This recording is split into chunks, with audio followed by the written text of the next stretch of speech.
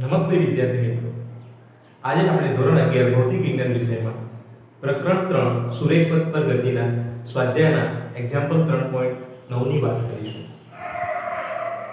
Example 3.9 જે છે એની રકમ જોઈએ આપણે.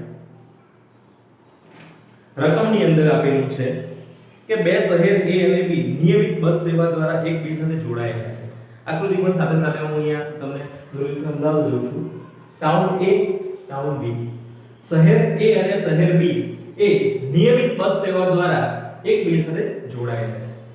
આપેલું છે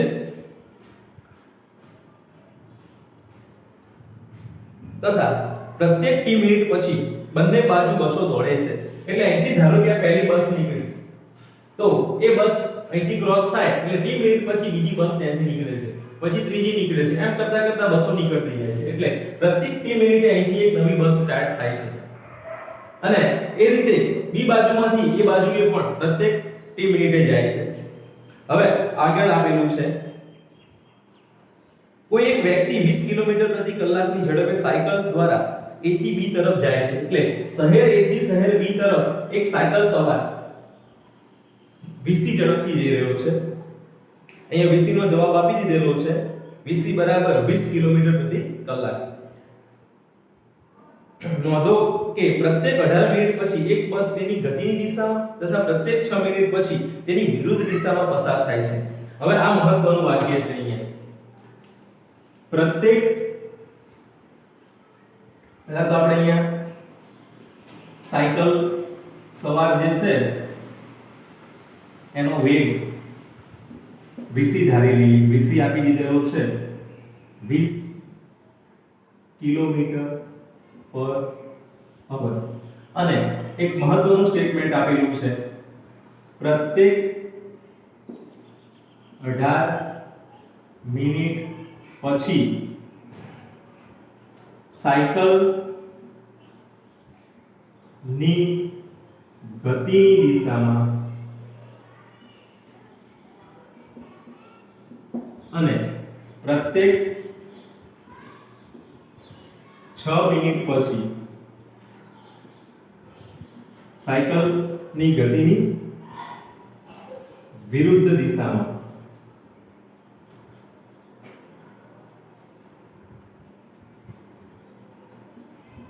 બસ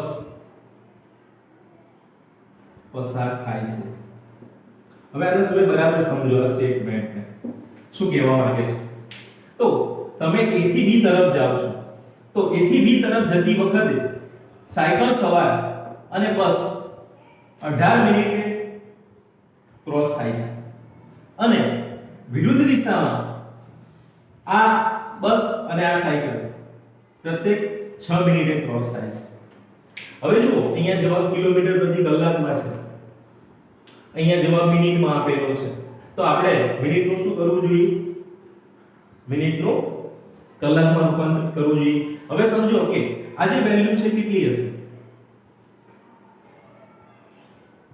આ જે વેલ્યુ છે આપણે આને અહીંયા VB ના ઉપર બતાવીએ.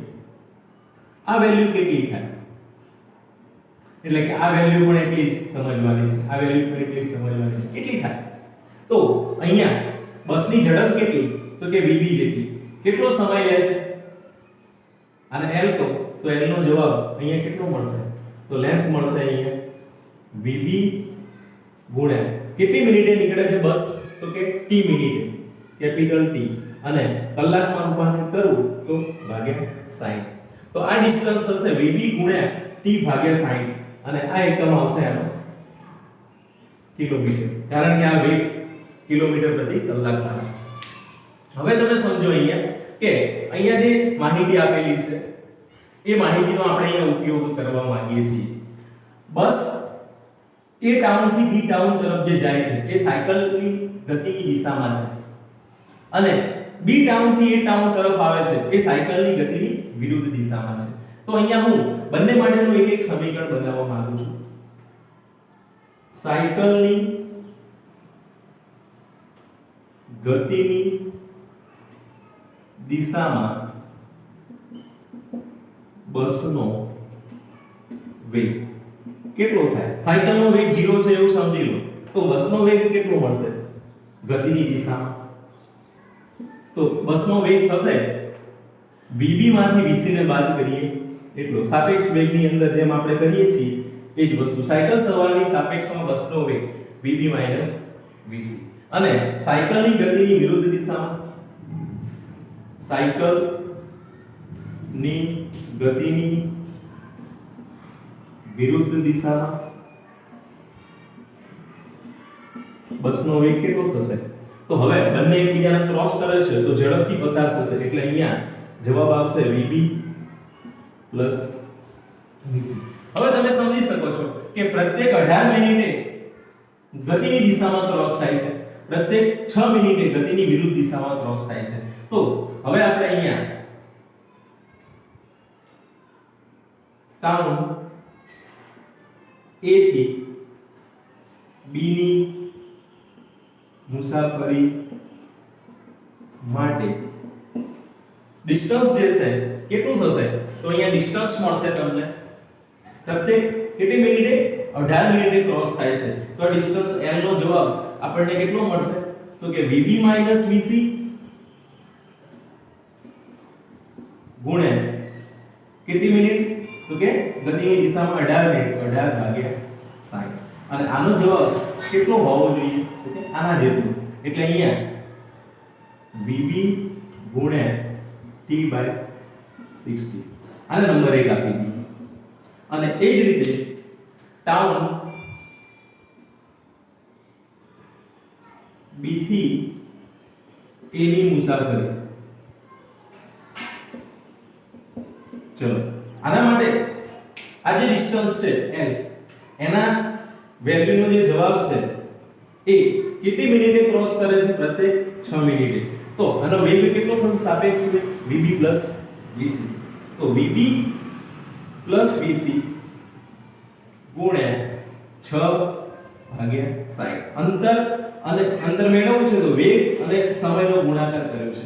અને એ કોના જેટલો થશે? તો કે l ની કિંમત કોના જેટલી છે? vb ગુણ્યા t/60. આને નંબર 2 આપી દીધો. હવે દાખલાની અંદર તમને કેપિટલ T શોધવાનું કીધેલું છે. તો કેપિટલ T શોધવું હોય તો એના માટે આ બે સમીકરણની મદદથી તમે શોધી શકો છો. તો હવે જે સમીકરણ 1 અને 2 છે એને આપણે સરખાઈ દઈએ. તો અહીંયા સમીકરણ 1 અને સમીકરણ 2 ને સરખાવીશું તો શું થશે? તો એના માટે તમારે આ બાજુએ જે પદ છે એની અંદરથી આ અને આ બાજુનું જે પદ છે એમાંથી આ બંને વેલ્યુ ધ્યાનમાં લેવી પડે. તો અહીંયા સમીકરણ 1 અને 2 પરથી શું મળશે? તો જવાબ મળશે અહીંયા vb vc ગુણ્યા 18/60 અને બાજુમાં vb vc ગુણ્યા 18/60. 18/60 કે 6/60. એટલે અહીંયા હવે તમે જુઓ કે 60 નીકળી જશે અને આ બાજુએ vc ની વેલ્યુ ખબર છે, આ બાજુમાં પણ vc ની વેલ્યુ ખબર છે. તો vb -20 into 80 is equal to vb +20 into 60. અને આનું સાદુરૂપ આપીશું તો અહીંયા 18 vb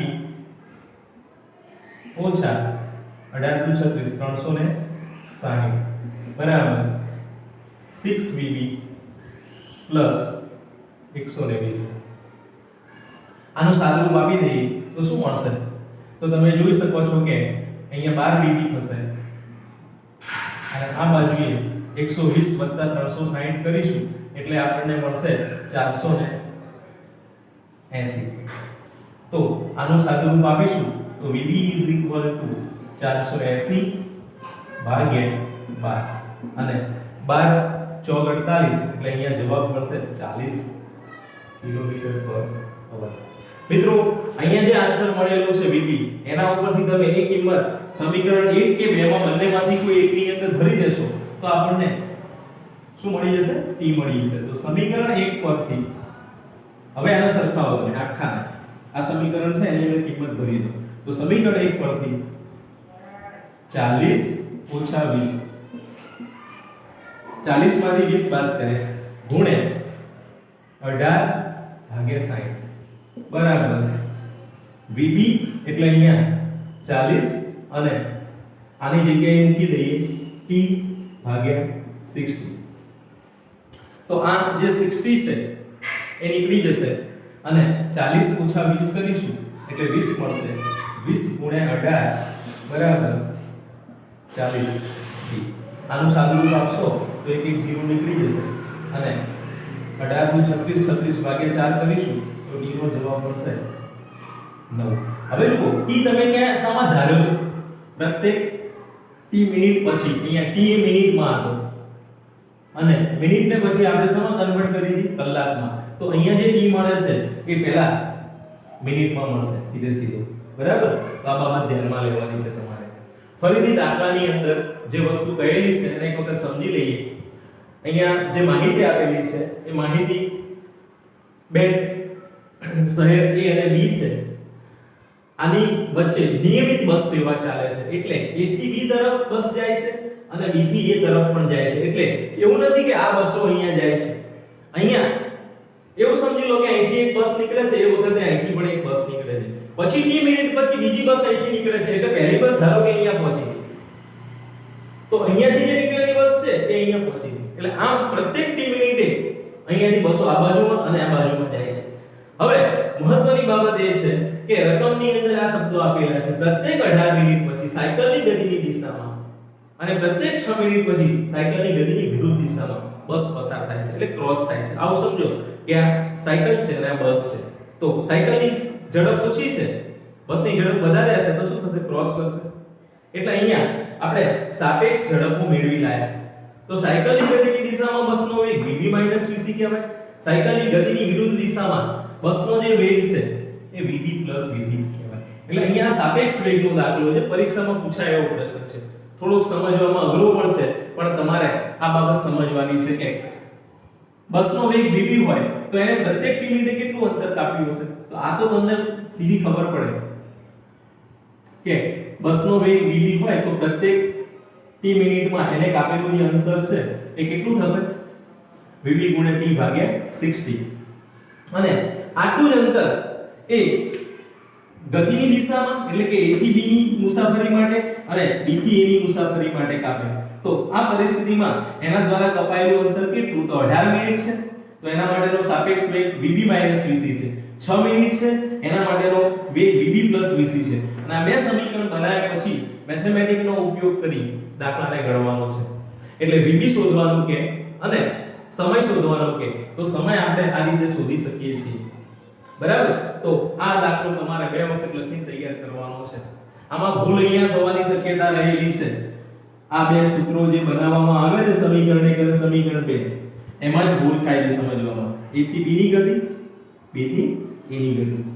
જેની ગતિ લો એનો સાપેક્ષ વેગ ધ્યાનમાં લેવાનો અને એનો સમય ધ્યાનમાં લેવાનો. એટલે સાપેક્ષ વેગ vb + vc લઈએ તો સમયગાળો એના માટેનો કેટલો છે? તો કે 6 મિનિટનો. તો 6 મિનિટ ધ્યાનમાં લેવાની. અને તમે સાપેક્ષ વેગ a થી b નો લો છો એટલે કે સાયકલની ગતિની દિશામાં લો છો તો સાપેક્ષ વેગ vb - vc થશે અને એ વખતનો સમયગાળો 18 મિનિટનો છે. અને અહીંયા પ્રતિ કલાકમાં લખવા માટે આપણે 60 વડે ભાગેલા છે. બરાબર? તો 60 ક્યાંથી આવે છે એ બરાબર મગજમાં સમજી લેજો કે મિનિટની અંદર t મિનિટ પછી પસાર થાય છે તો મિનિટના કલાક કરશો એટલે t/60 કલાક થશે. અને એટલા જ માટે અહીંયા મેં t મિનિટમાંથી 60 વડે ભાગી કલાકમાં રૂપાંતર કરી તમે જોવો છો કે આ vb કિલોમીટર પ્રતિ કલાકમાં છે. કલાક નીકળી જાય તો કિલોમીટર એકમ વધે. તો આ રીતે આ પ્રશ્ન તમારે તૈયાર કરવાનો છે બે વખત લખીને. બરાબર? બાકીનો જે પ્રશ્ન છે હવે આપણે નેક્સ્ટ વખતે જોઈશું.